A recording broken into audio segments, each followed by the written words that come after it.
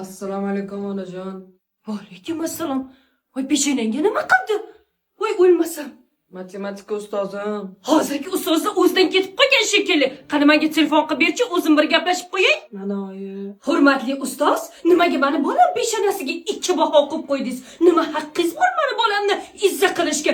Bu ishingiz uchun javob berasiz, tushundingizmi? Hurmatli oyisi, siz avval nima bo'lganini bilib oling. Nima bo'lgan taqdirda ham meni bolamni peshonasiga tamoq qo'yishga sizni umuman haqqingiz yo'q. Yozish uchun daftar berilgan, kundalik berilgan, nimaga peshonasiga baho qo'yib qo'yasiz? Ha? O'g'lingizni ming marta ogohlantirdim. Matematikaga qiziqishi yo'q. Uyga vazifani mutlaqo noto'g'ri bajaradi.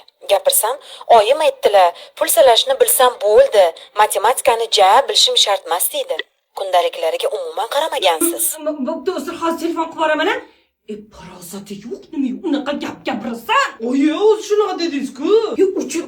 Uchir ovozingni. Nima bo'lyapti? Nima baqir chaqir, ha? Nima bu ahvol? Matematika ustozim uyga vazifani noto'g'ri bajarganim uchun qo'ydilar. To'ppa to'g'ri qilgan. Nima bizdan so'ramaysan, ha? Nima mendan so'ramaysan, nima oyingdan so'ramaysan? O'zi oyim bilan qilgandim-ku. Voy, sotqin. Ana, hammay o'zingda ekan-ku. Ya, men har yordam berib, ham tuhmat eshitib, ham gap eshitishim kerak emas.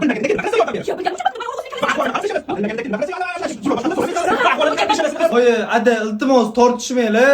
Undan ko'ra qalamimizga azoq qo'yaylik. O'shunda uyda o'tirib onlayn matematikadan o'rganadi. Platformadagi darslarni qilmasa, mentorlari o'zi nazorat qiladi. Shunda shunaqangi janjallar bo'lmaydi.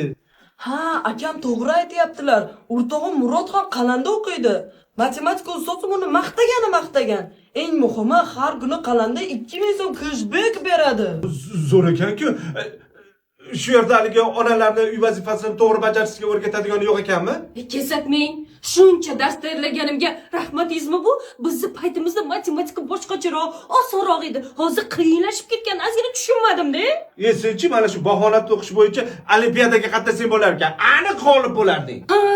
Siz xotindan ayb topish bo'yicha tanlovda ishtirok etsangiz bo'lar ekan, chempion bo'lardingiz. Agar farzandingiz matematikadan yaxshi o'qishni xohlasangiz, Qalin Uzga a'zo qiling.